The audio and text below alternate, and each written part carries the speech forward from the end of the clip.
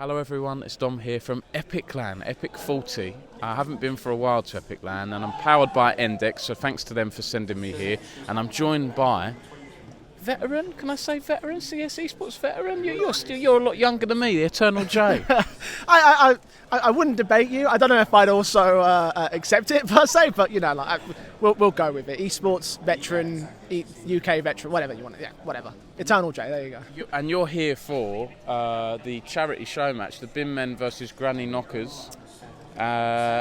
Yeah, tell us a bit about that. You got roped into it. Yeah, it was kind of a bit of a last-second thing, actually, because I wasn't expecting to be at this event, and then just things kind of happened. So I ended up having the weekend free, and then Retro and M&J, who are competing as for their respective sides, came and said, we'd love to have you and Neokai come and do the matchup for charity, obviously. We're doing a big old thing, and I was like, I mean, that sounds awesome. I love supporting charity. I'm a very giving person in general. So I was like, yeah, of course I'll come do it. I have to double-check to make sure that everything's okay and actually attend the day, but yeah, I'm 100% down, and so here we are.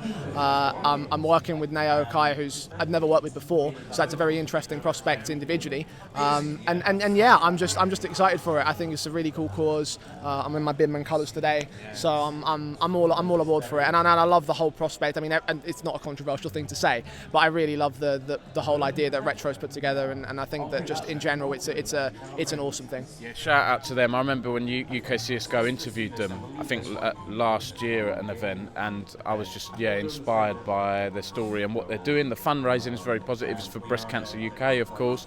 There's a raffle going on here. I've chucked in a couple of bits. I think it's an example, isn't it, of the community power at events like epiclan and UK Esports. That drive. Companies try and get involved in esports and things, but at its heart, it's all about the community and initiatives like that, I think. Yeah, I mean, look, it's always been a cool place to be. I've always called this my second home, and that's because the people are awesome in it for the most part. And I think that I love how everyone sort of rallied around this project and been really supportive of the charity drives, because it's not the first time we've done this, or well, I say we, the BinMen in general, have done this. So I'm just stoked that it's all turned out as well as it has for as long as it has. 100%. Now, aren't casters supposed to be objective, Jay? With your shirt, your jersey? I mean, look, it's a show match.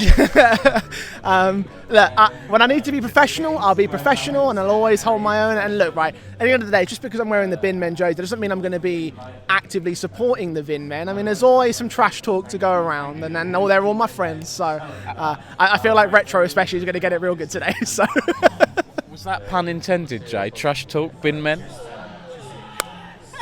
It all works together, bros. Well, maybe. I mean, if Neo wears a Granny Knockers jersey, then we're going to have, a bit of a caster rivalry. In that way, you have perfect balance, because you've got one biased caster in one direction, another biased caster in another direction, and therefore, by that combination, it is perfectly impartial. Nice. I might put the headline, EternalJay chats biased casters. You can do any sort of clickbait, and it works. UKCSGO proved that last year. So. Yeah, you were in an article, weren't we? Yeah. I actually agreed with you around that. Yeah. I can't remember what was said now, what exactly you said. But it was a very scathing criticism of the scene itself, because and for the most part, like, people internationally and more experienced people tended to agree with me. Most of the disagreement came from within the player base, and it's like I don't think that article was very well done on my part. I'll be honest. I don't think I succinctly conveyed my point, but like, I think people need to understand is that I don't hate the scene. If I hated the scene, I wouldn't be here. I just want to see it improve, and constantly when I go around the world and I do these events and I do online stuff with much bigger TOs, they all have a negative perception of UKCS, and I'll admit that article probably didn't help that, but equally so, someone needs to say make the point. It's like, listen, we have an image problem in the scene, and even if it's not true now, even if it's not as bad as it was before, that still is an image that supersedes when it comes to the people making the decisions, the guys that are inviting teams to tournaments, the guys that are looking to make business ventures with the Endpoints, the ITBs, the Verdants, whoever the hell is participating in the UK scene. And I just want people just to be a little bit more aware of that situation. It's like, we've made great strides in this last year, especially. We've made great strides since I've done that interview. But I think that UK can still be such a powerhouse, and I'm holding out hope, and I'm trying to push it in that direction. And my members might not be agreed upon, but I do things out of love ultimately, and I hope people understand that.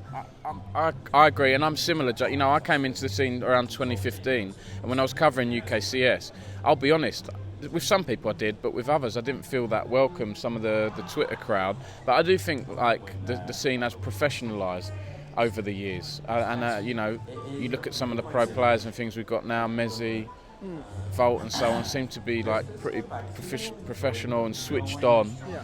And listen, there's room for streamers and smooyers of the world and things like that, but smooyers changed a bit as well. I interviewed him at Insomnia last year, asking about the LAN issues, and he was like, oh, it's all good, we're all good here to have a good time. So I was like, wow, you've changed a bit. Yeah, I mean, like, look, I probably don't give enough people enough credit, because like I'm definitely like, my mindset is definitely, I love this thing and I want to see it get better, I want to see it improve, and so therefore the only way you get that is when you focus on the negative, so you can start to push forward and turn that negative into positive. That's what I'm trying to do. And look, again, maybe I'm not always that good at it, and maybe people might not agree, but I am hopefully trying to turn some heads and get some people to understand the perspective of someone who isn't quite as endemically involved anymore, but has gone on to bigger and better things and still wants to be a part of this community. Yeah, but, as well, right, you got that article, I want to touch on this, because you got people talking.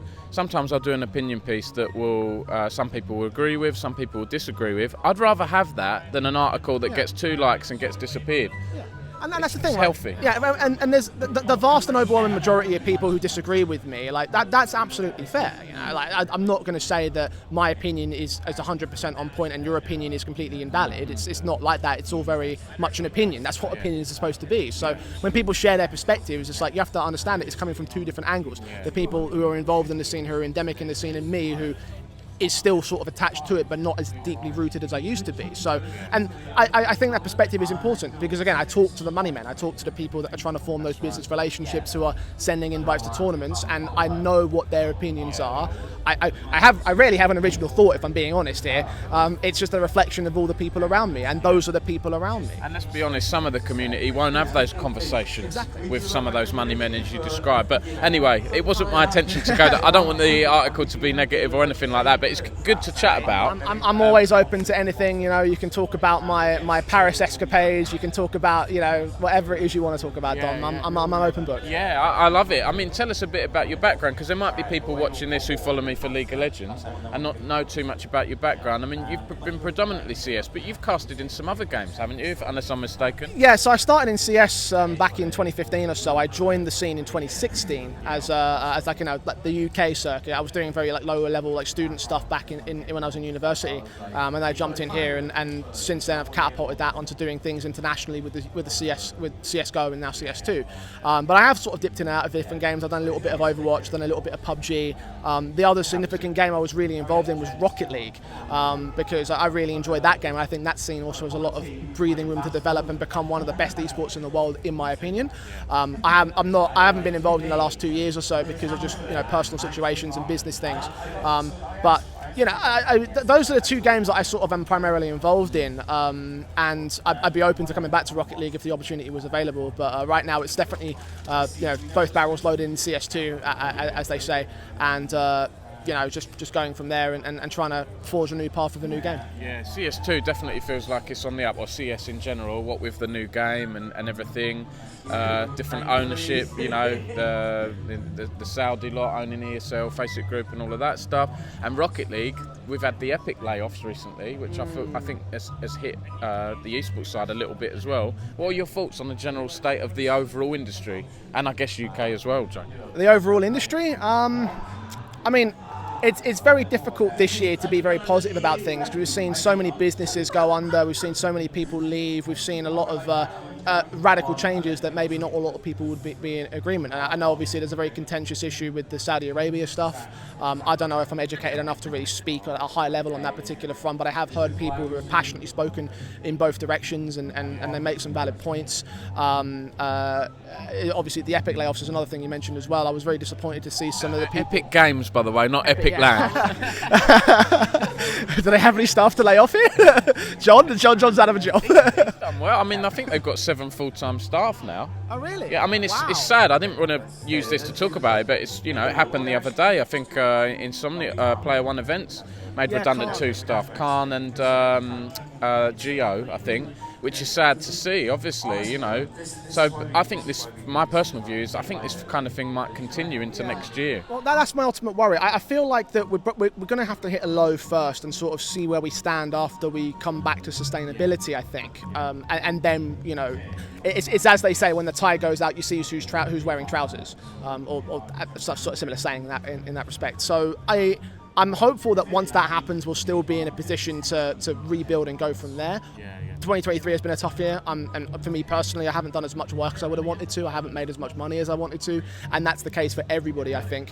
And it sucks, you know. It's not been a very good year, but I also think that there's a lot of positive attitudes in terms of this is the down year, this is the survival year. 2024, 2025, that'll be where things can pick up again, and I'm excited for certain other games as well that are picking up. Obviously, a CS, for example, Valve just announced that they're going to get rid of the partner system, so it's going to be open circuit again, and Dota 2 as well made some significant changes, and I'm excited that there's going to be more new guys coming in trying to build upon what we've already got established. And yeah, it's not great this year. I don't think that's going to be the case forever.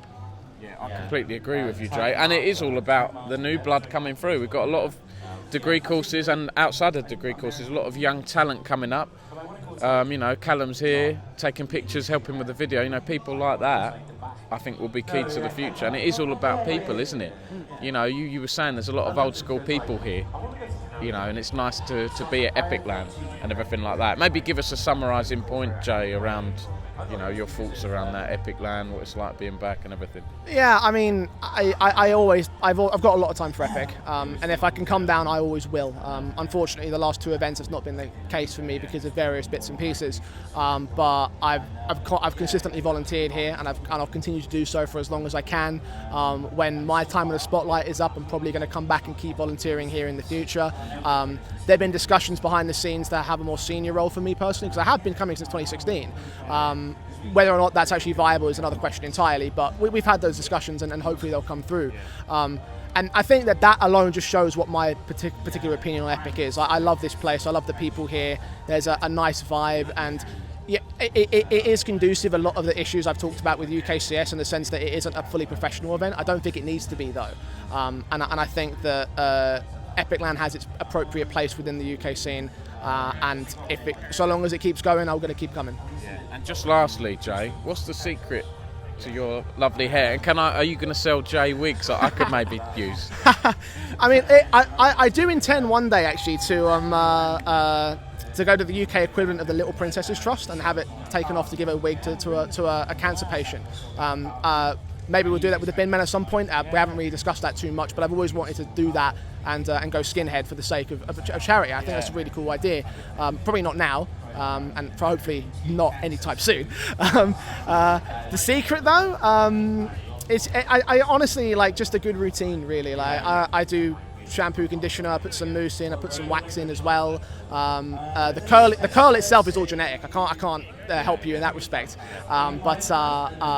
You know, like it's good because I saw you standing that you were interviewing, or you were talking to Land Jesus, Sneaky Beaky. Shout out to Tom and Affinity, the host here at epiclan. But when I put the Twitter out, you were saying actually I'm more like the Antichrist. Yeah, yeah, we've got a bit of a running joke because obviously he's got blonde hair and I've got like dark brown black hair. So it's like, you know, he dresses up as Jesus, and I also dress mostly in black in black clothes anyway. So it's like he is Christ, I'm the Antichrist. Like it's the perfect duo. I've interviewed the Antichrist of UK Esports. Very appropriate, all things considered, actually. Jay, thanks so much for your time. My pleasure. Good luck with everything, and I look forward to the show match as well. And raise, I think they're at about £1,500 raised at the moment, so let's see how that goes in the future as well. Cheers.